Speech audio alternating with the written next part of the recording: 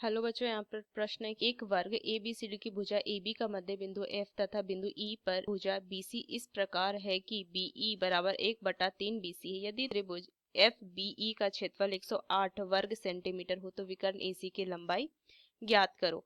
तो सबसे पहले अगर मैं एक भुजा वर्ग बना लूँ, इधर से ये मैंने एक वर्ग बना लिया।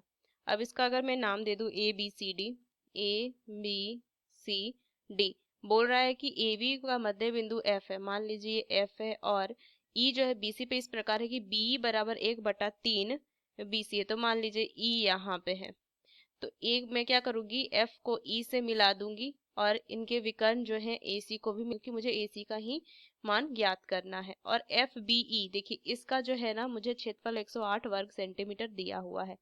तो चलिए इस प्रश्न को हल करते हैं। मुख्य अवधारणा अगर मैं लिखूं, मुख्य अवधारणा, तो देखिए हमें पता है कि वर्ग के चारों कोण जो होता है वो 90 डिग्री का कोण बनाता है, ये पता है मुझे।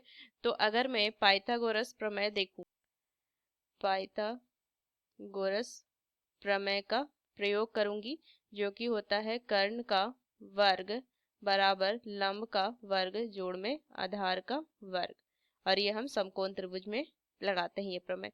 तो चलिए इस प्रश्न को हल करते हैं। अब यहाँ से अगर मैं लिखूं कि माना कि वर्ग की जो भुजा है, वर्ग की भुजा ए, मैं मान लेती हूँ कि ए सेंटीमीटर है, ए सेंटीमीटर।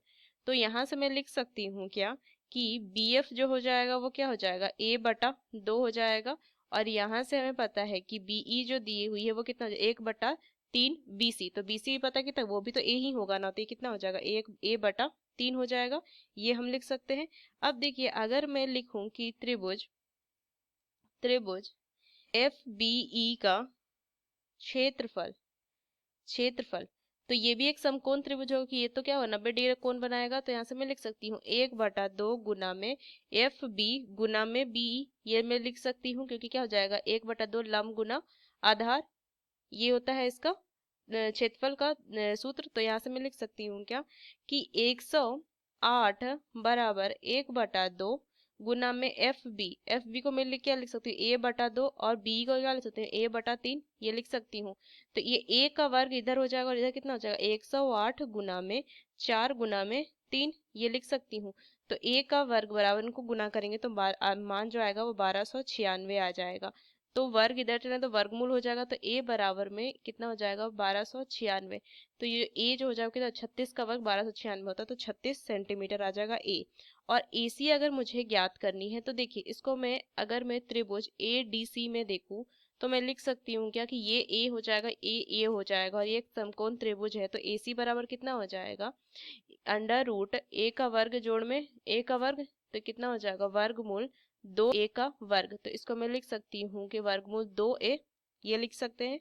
तो ये आ जाएगा AC। तो AC बराबर A का मान पता है, तो वर्गमूल 2 गुना में 36, तो इसको मैं लिख सकती हूँ क्या, 36 वर्गमूल 2 सेंटीमीटर, यही AC की लंबाई आ जाएगी। और ये मुझे ज्ञात यहाँ से करना था, AC बराबर 36 वर्गमूल 2।